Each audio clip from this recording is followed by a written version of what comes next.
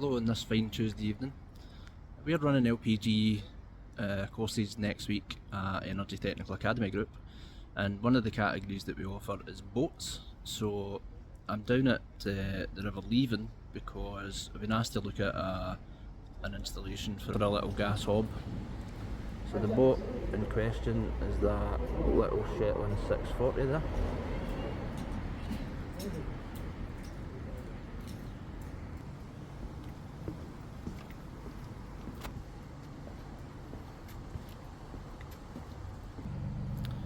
So the little boat is covered in algae from all the trees you can see in the background there, and the hob in question is just inside there, so inside the cabin.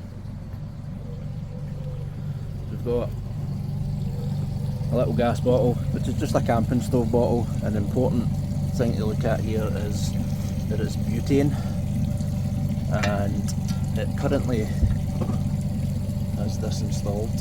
So we're going to change that out for a regulator that's got an OPSO on it, just like this one here. And then we'll pop on the boat, have a wee look, see where the installation is going to go.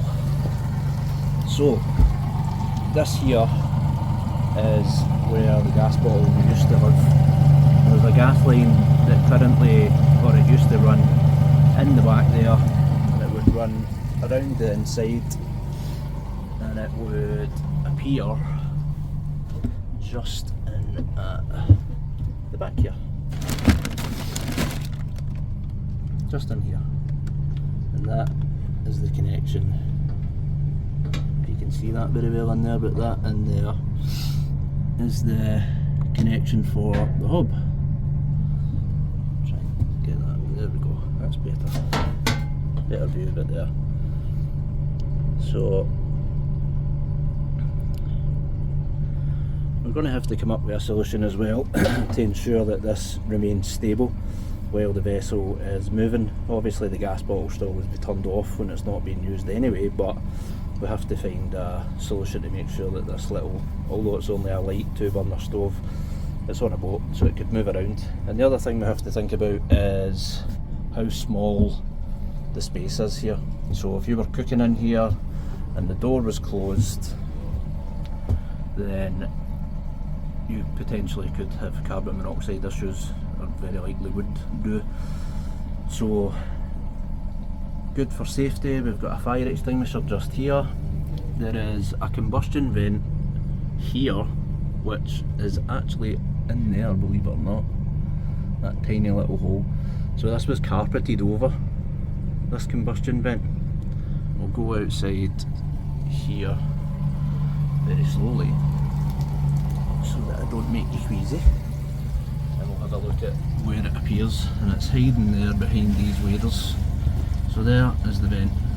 Now that vent is also closable as well, of course. Again, it's on a boat, so there are precautions that have to be taken here. So we'll be putting a little sign up in the boat to a wee checklist just to confirm that the vent is open and that the doors are always open when any cooking is taking place. And the next videos will be as the installation starts to take shape. Again, we're going to have to find a way of securing the bottle in here well.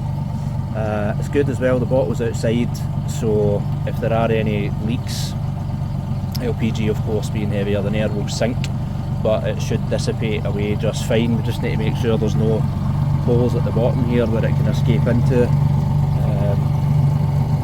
but there should be enough air in this area to dilute any gas that does happen to leak out, if indeed it actually does.